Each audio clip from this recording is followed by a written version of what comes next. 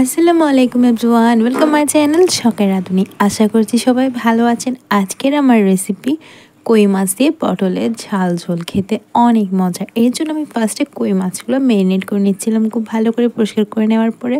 হলুদ, ধনিয়া, মরিচ গুঁড়ো, লবণ আর এক ছিলতে লেবু, মানে চামচে হিসাব করলে 1 চামচ লেবু খুব ভালো করে মাখিয়ে নিব। স্বাদ মতো একটু লবণ দেব, চাইলে সামান্য হলুদ লবণ দিয়ে মাখিয়েও ভাজতে পারেন, তবে এইভাবে মরিচ মশলা সব দিলে এটা কালারটা খুব ভালো আসে।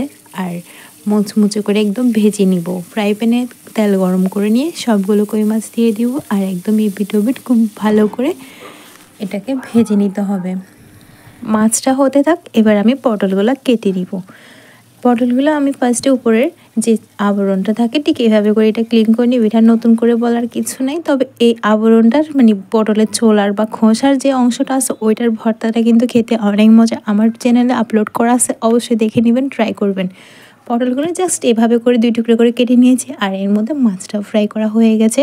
এবার অন্য একটা ফ্রাই প্যানের মধ্যে আমি তেল দিয়ে দিব এখানে সামান্য হলুদ, লবণ, মরিচ করে জাস্ট কালারের জন্য।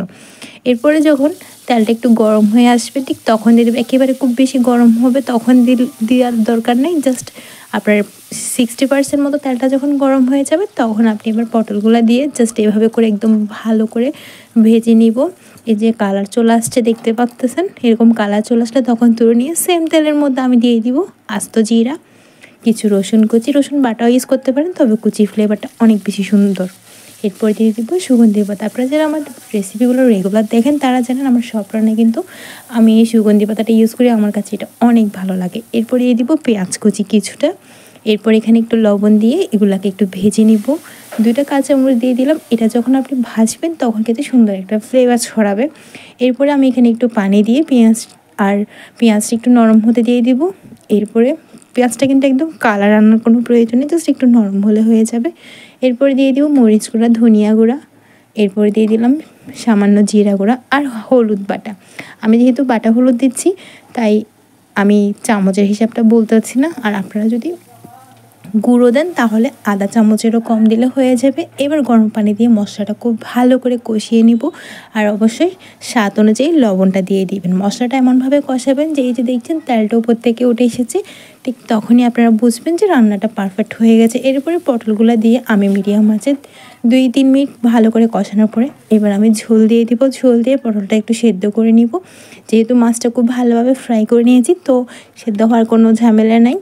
এরপরে এতে দেখেন পটলটা যে পানিটা দিয়েছি ওইটার মধ্যে একদম কষা কষাভাবে হয়ে গেছে আর তেলটা উঠে আসছে, পটলটা অনেকটা সেদ্ধ হয়ে গেছে। এবার আমি এখানে মাছগুলো দিয়ে দিব। যেহেতু পটলটা আগে ভাজা হয়েছে তাই সেদ্ধ হতে খুব বেশি সময় লাগবে না। এই যে 5 মিনিট মতো রান্না করলে কিন্তু এটা সেদ্ধ হয়ে আসবে। আর যেহেতু গরম পানি দিয়ে রান্না করতেছি, এরপরে মাছগুলো দিয়ে আমি আবার ঢাকনা দিয়ে রান্না করব 5 মিনিট। আমি বেশিরভাগ রান্না লো টু মিডিয়াম ফ্লেমেই করি, খুব বেশি হাই ফ্লেমে আমি রান্না করি না। রান্না জিনিসটা ধীরে সুস্থে সময় নিয়ে করলেই হয়, খুব তাড়াহুড়া করে রান্না করলে আসলে রান্নার স্বাদটা পাওয়া যায় না।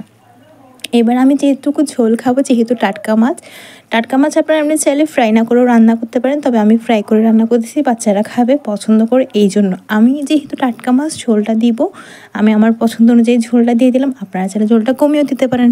ভালো লাগলে অবশ্যই চ্যানেলটি সাবস্ক্রাইব। আজকে এইটুকু, অবশ্যই আমার চ্যানেলটি ঘুরে আসবেন। আসসালামু আলাইকুম।